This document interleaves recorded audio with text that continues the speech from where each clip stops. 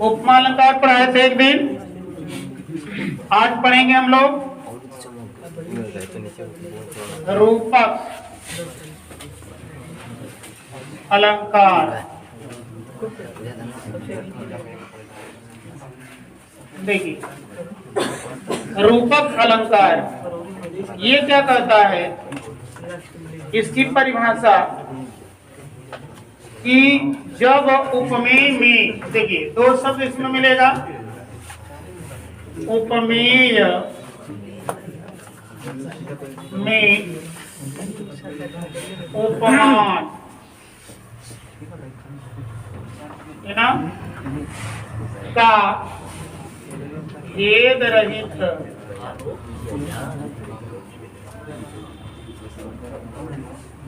आरोप किया जाए,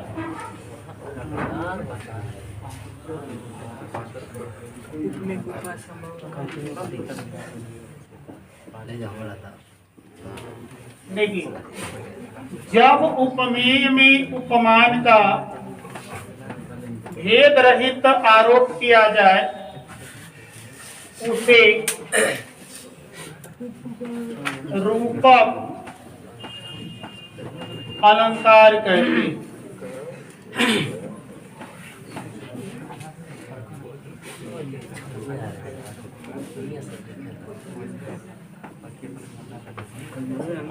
देखिए ये परिभाषा है कि जब उपमेय में उपमान का भेद रहित अर्थात बिना अंतर किए जबरदस्ती से आरोप ठोक दिया जाए उसे कहा जाता है रूपक अलंकार। अब उदाहरण से इसको हम स्पष्टीकरण करेंगे। उदाहरण देखिए, कोई उदाहरण लेते हैं, जैसे सुर का ही ले लेते हैं, चरण कमल बंदव हरि राई। ये उदाहरण है छोटा सा, चरण कमल बंदव हरि राई। अब देखिए यहां पर सवाल ये पैदा होता है कि कौन उपमेय है और कौन उपमान है। तो देखिए चरण जो क्या है उपमेय और कमल क्या है उपमान। उपमेय और उपमान के बारे में जानते ही हैं कि जिसकी समानता की जाए उसे उपमेय कहते हैं और जिससे समानता किया जाए उसे उपमान कहते हैं। अब यहां कह रहा है कि चरण कमल बंदव हरि राई, यानी जो चरण है वो कमल के रूप का है ना, समान नहीं है। जबरदस्ती से कह रहा है कि जो चरण है वो कमल के रूप का है, इसलिए यहाँ पर आरोप थोपा गया है। तो हम कहेंगे कि चरण कमल में कौन सा अलंकार है, तो रूपक अलंकार। अब इसीलिए इस तरह से सूरदास जी भी कहते हैं कि मैं भगवान कृष्ण के कमल रूपी या कमल के रूप नहीं का चरण की वंदना करता हूं।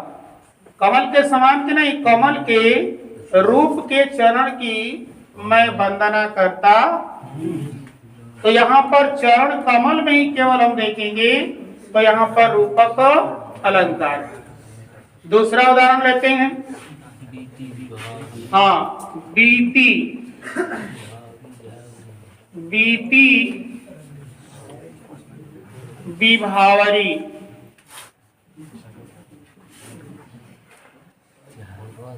देखिए बीती विभावरी जागरी।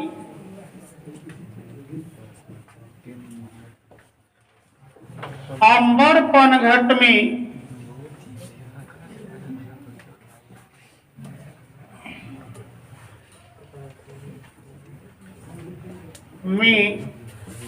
डूबो रही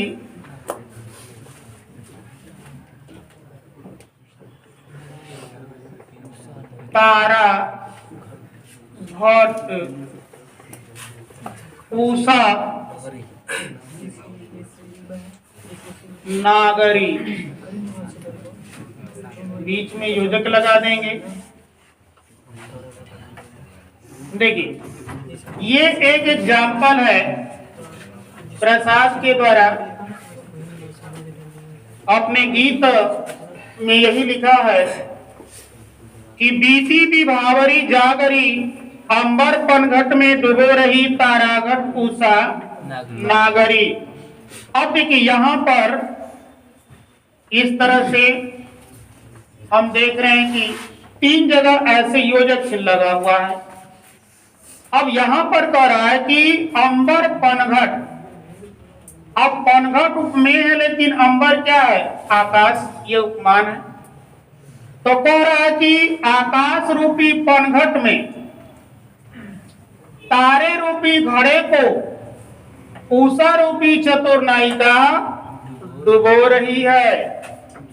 इसलिए हे सखी, रात बीत गई है, अब तू जाग। ऐसे एक सखी अपनी सखी को जगाते हुए कह रही है कि बीती विभावरी जागरी, अंबर पनघट में डुबो रही तारागढ़ उषा नागरी। आगे जब पढ़ेंगे तो मिलेगा, बहुत अच्छी कविता है। हा कुल कुल कुल सा बोल रहा, किसलय का अंचल डोल रहा। और लिखा है उसमें, देखिए याद नहीं पड़ रहा है। तू अब तक सोई है आली, आंखों में भरे बिहागरी। तो यहां पर हम देख रहे हैं कि रूपक अलंकार में कि आकाश रूपी पनघट में अपने तारे रूपी घड़े को उषा रूपी चतुर्नायिका डुबो रही है। तो इस तरह से रूपक अलंकार हमें दिखाई देता है। अच्छा, यहां पर एक और अलंकार है कि जब प्रकृति की वस्तुओं का मानव के रूप में वर्णन किया जाए तो वहां एक मानवीकरण अलंकार भी होता है। तो इस तरह से यहाँ पर अंबर, ये क्या है? प्राकृतिक है। तारा क्या है? प्राकृतिक है। उषा माने लालिमा जो छाती है, ये प्राकृतिक है। इसलिए इसको एक नायिका देकर के वर्णन किया गया है, मानव का रूप देकर के वर्णन किया गया है। तो यहाँ पर मानवीकरण अलंकार भी है। अगर रूपक नहीं होता और मानवीकरण रहेगा तो मानवीकरण अलंकार ही लगाएंगे। अब ये नहीं कहेंगे रूपक अलंकार में हम पढ़े, एक कविता में कई कई को अलंकार आपको दिखाई देते। अच्छा, दूसरा देखिए और कुछ एग्जाम्पल।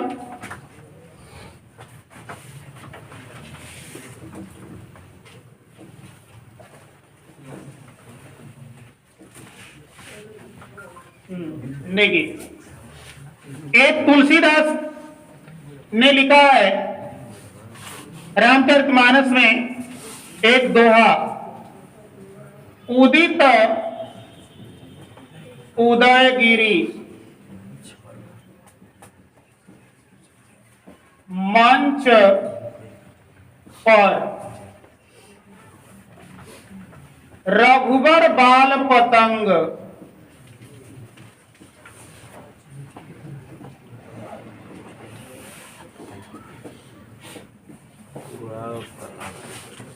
अभिकसे संत सरोज सब।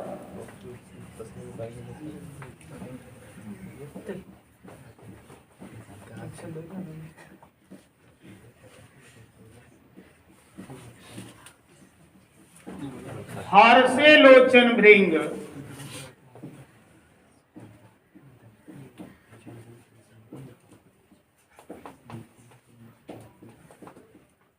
देखिए, उदित उदयगिरी मंच पर रघुवर बाल पतंग, अभिकसे संत सरोज सब, हर्षे लोचन भृंग।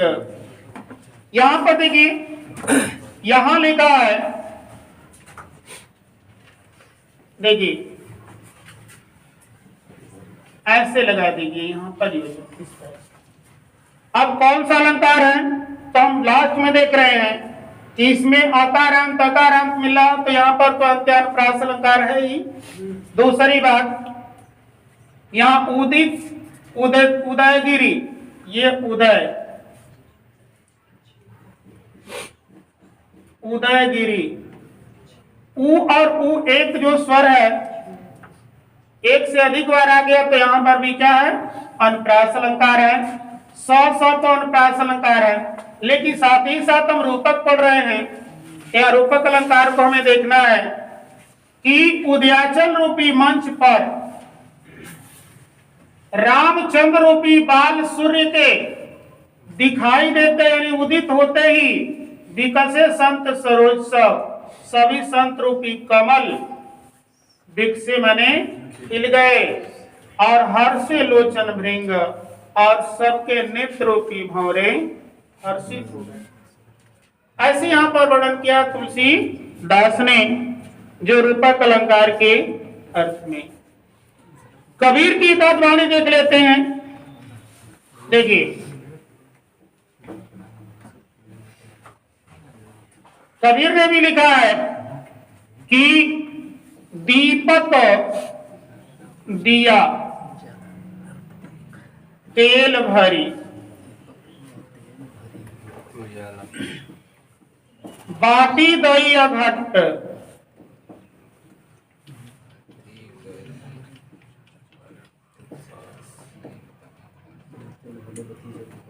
ऐसा लिखा है। पूरा किया बिसाहुड़ा,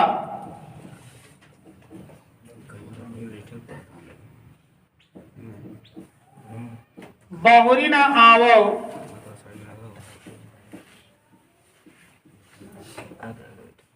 आवहु हट। देखिए, ऐसे लिखा है। अब कहेंगे कौन सा अलंकार है, तो यहाँ कबीर ने भी लिखा है कि दीपक दिया तेल भरी। दीपक का मतलब कि दीपक में तेल भरते हैं, फिर उसमें बाती लगाते हैं, और तब उसे जलाते हैं तो क्या प्रकाश निकलता है। लेकिन यहाँ कहा कि दीपक को क्या कहा, कहा कि ये शरीर को क्या कहा, दीपक कहा कि शरीर रूपी दीपक में ईश्वरीय प्रेम रूपी तेल को भर दिया। किसने, सदगुरु ने। और बाती दई अघट, और कभी न घटने वाली ज्ञान रूपी बाती को भी लगा दिया। पूरा किया बिसावड़ा, उन्होंने मुझे जन्म और मृत्यु के चक्र से मुक्त कर दिया, आजाद कर दिया। बहुरी न आवो हट, हट माने बाजार, अब मुझे दोबारा इस संसार रूपी बाजार में नहीं आना पड़ेगा। तो इस तरह से रूपक अलंकार के तमाम एग्जाम्पल हैं। कुछ एग्जाम्पल यहाँ पर देखेंगे, आगे बढ़ा जाए। देखिए, ये तो रूपक अलंकार था। अब पढ़ते हैं हम लोग आगे।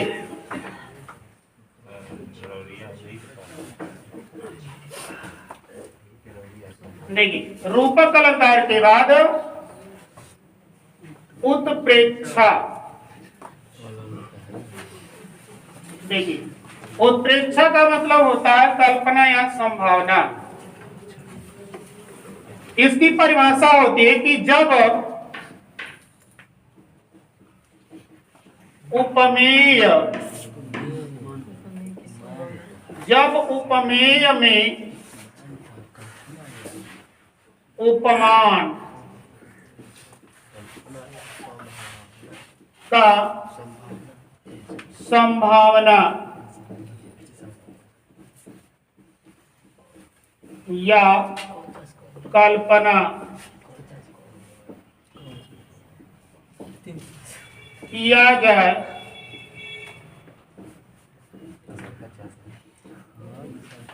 उसे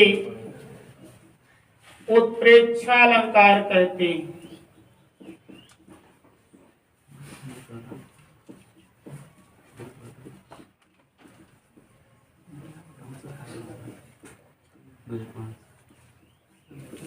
नहीं, ये परिभाषा है कि जहां उपमेय में उपमान की संभावना या कल्पना किया जाए वहां उत्प्रेक्षा अलंकार होता है। अच्छा, इसकी जो वाचक कहे जाते हैं, यानी पहचान जिसके द्वारा हम पहचानते हैं, संभावना व्यक्त करते हैं, इसमें लिखा जाता है कि मनु, जनु, मानव,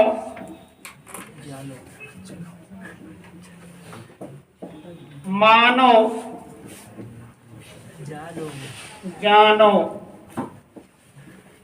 मनहु,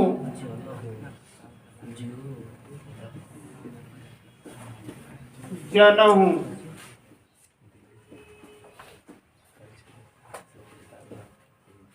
जैसा आदि। इस तरह से ये परिभाषा है और इसका पहचान। यानी अगर जिस कविता में नीचे हमने लिखा है कि मनु जनु मनो मानो जानो मनहु जनहु जैसा आदि आ जाता है, तो सीधे हम चिंता के बेफिक्र होकर के कहते हैं कि इसमें उत्प्रेक्षा अलंकार है। अब उदाहरण से इसको स्पष्टीकरण करते हैं। उदाहरण देखिए, ऐसा उदाहरण लेंगे। लिखा है कि देखिए, चमचमाट,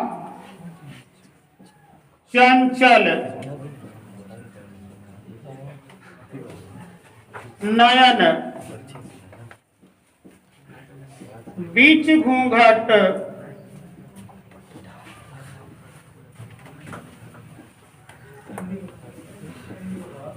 पट, झीन, मनहु, सुर, सरिता, विमल, जल उछरत,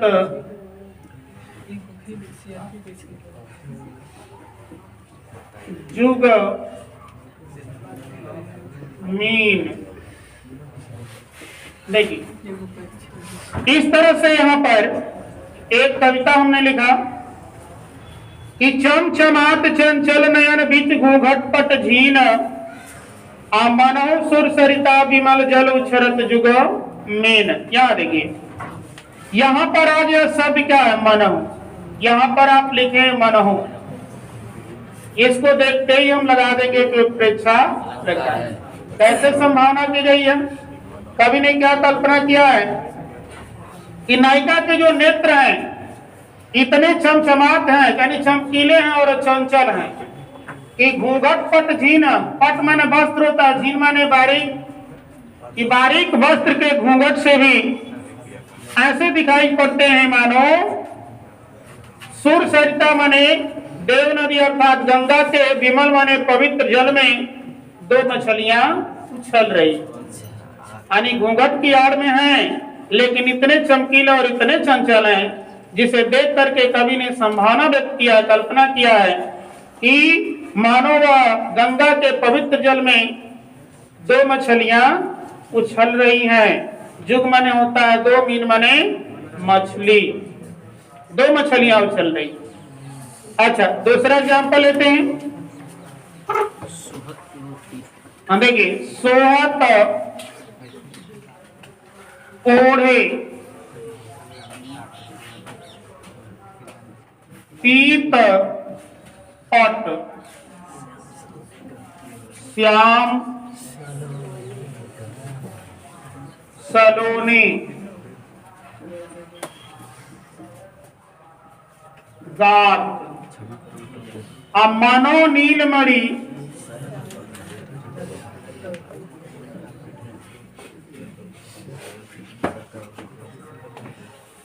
शैल पर,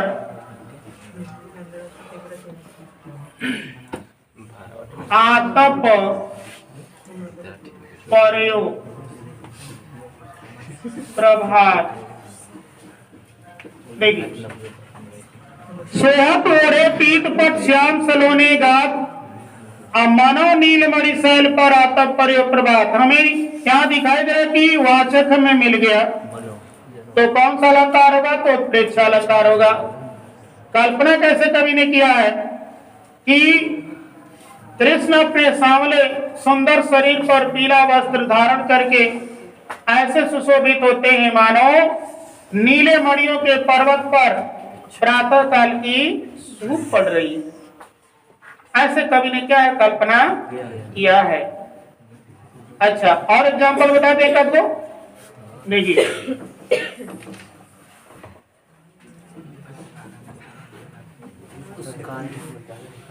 देखिए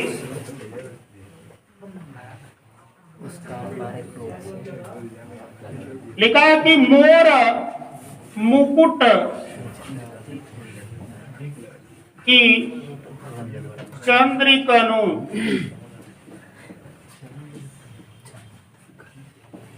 यो राजत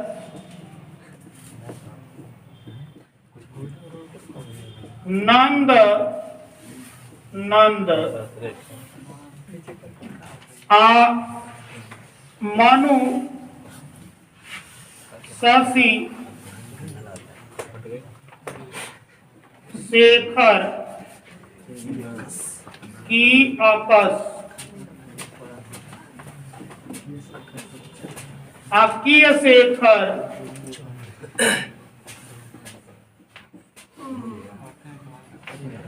सत चंद। देखिए मोर मुकुट की, देखिए यहां मनु आ गया, छोड़िए इस बात को। जब मनु आ गया तो इसमें मनु आप लिख देती रहे हैं, बेहिचक कहेंगे परीक्षा अलंकार है।